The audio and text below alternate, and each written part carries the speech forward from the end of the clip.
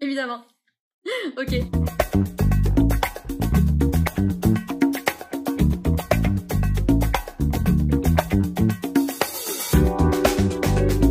Donc moi je suis Chloé Fesch, je suis éducatrice canin comportementaliste de métier depuis 2009 et j'ai un petit peu évolué, je suis devenue aussi formatrice à mon métier et aujourd'hui donc je gère la société Canidélite avec mon associé et on a développé pas mal de choses autour de l'éducation et des chiens en général.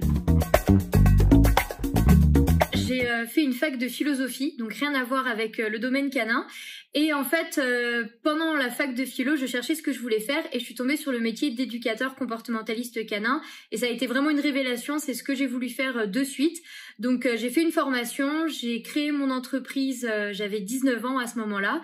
Et j'ai commencé à travailler en tant qu'éducateur canin, vraiment toute jeune, avec ce que j'avais et ce que je pouvais.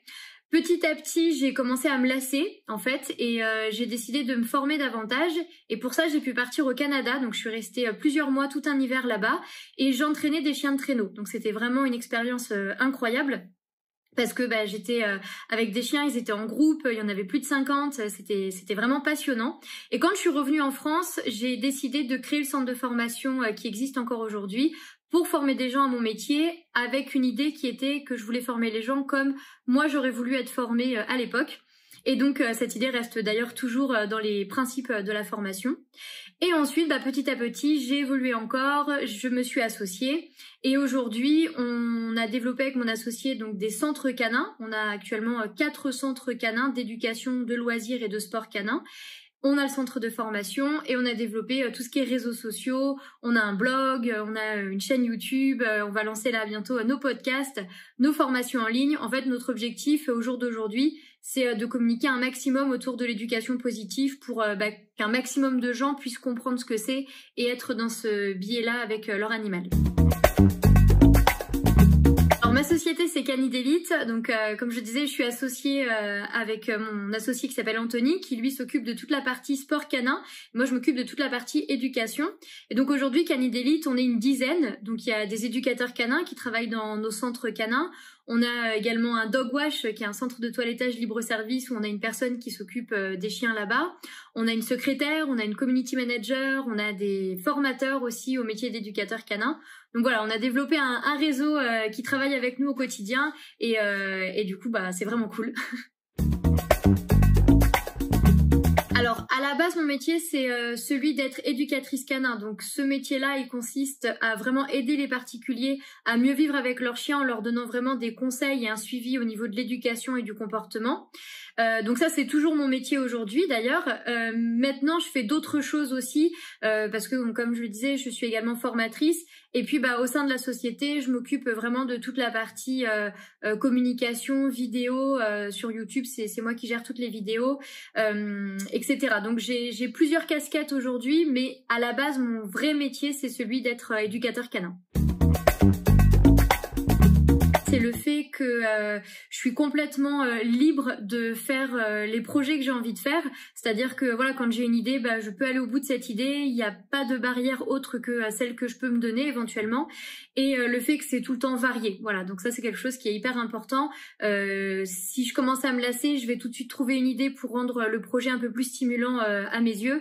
Et donc ça me permet d'être tout le temps en évolution. Je suis aussi tout le temps en formation. C'est quelque chose que je m'impose. Je veux toujours être en train d'apprendre et être le plus compétent, la plus compétente possible sur ce que je fais. Donc que ce soit au niveau de l'éducation des chiens, mais aussi au niveau de manager des gens ou au niveau technique comme pour créer des vidéos.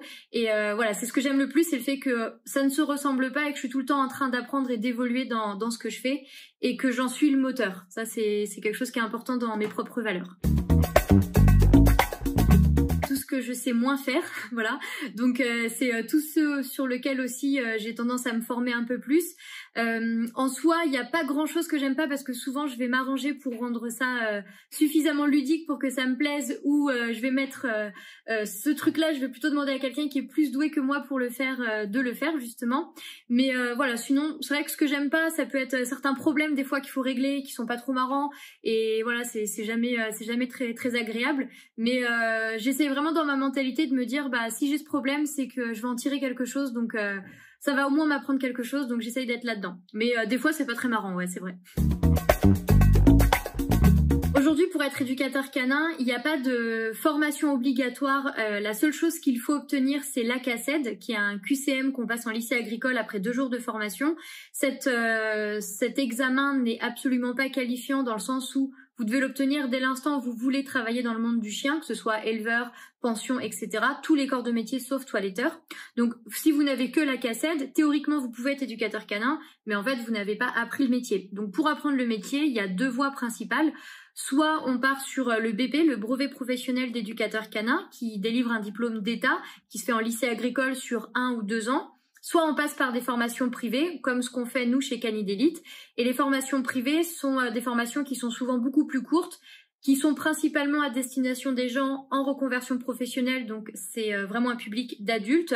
Et ça, c'est l'autre option pour accéder aux connaissances pour devenir éducateur canin. Alors les éducateurs canins, c'est très variable parce que pour la grande majorité, on va être sur de la création d'entreprise. Donc c'est très dur de dire à un futur créateur d'entreprise combien il peut gagner. Ça va énormément dépendre de son investissement personnel et ça, on peut pas le calculer au départ. Maintenant, de façon générale, quand on fait un retour sur nos anciens stagiaires qu'on a formés et qui se sont lancés aujourd'hui, ils vont avoir un revenu qui va être entre 1000 et 2000 euros par mois. Donc très souvent, la réponse qu'on donne, parce qu'elle est plutôt observable au quotidien, c'est une moyenne de 1500 euros par mois quand on est éducateur canin à son compte. Mais c'est sous réserve de faire tout ce qu'il y a à faire pour que son entreprise soit pérenne aussi dans le temps. Alors le métier d'éducateur canin, c'est un métier qui, moi, je trouve évidemment génial parce que c'est celui que j'ai choisi. Mais si j'ai un conseil à vous donner, c'est j'en ai 2 en fait, si on me le permet. J'ai 2 conseils à donner. Le premier, c'est de bien comprendre ce qu'est ce métier, parce que très souvent, on a des gens qui arrivent avec une idée du métier qui n'est pas ce qu'est vraiment le métier. Vraiment, ce métier, c'est de travailler avec des chiens, bien évidemment, mais c'est aussi de travailler avec des humains, c'est aussi de travailler dehors. Donc, c'est plein de paramètres à prendre en compte qui, des fois, ne correspondent pas à tout le monde. Et puis, le deuxième conseil, si vraiment vous êtes sûr que ce métier vous plaît, c'est de savoir être adaptable quoi qu'il arrive, que ce soit vis-à-vis du chien que vous avez en face de vous, vis-à-vis de l'environnement quand vous êtes en leçon avec ce chien-là, vis-à-vis de l'humain aussi, et puis vis-à-vis de tout ce qui peut arriver. C'est vraiment pour moi un conseil important, c'est de savoir être adaptable quand on veut faire ce métier d'éducateur canin.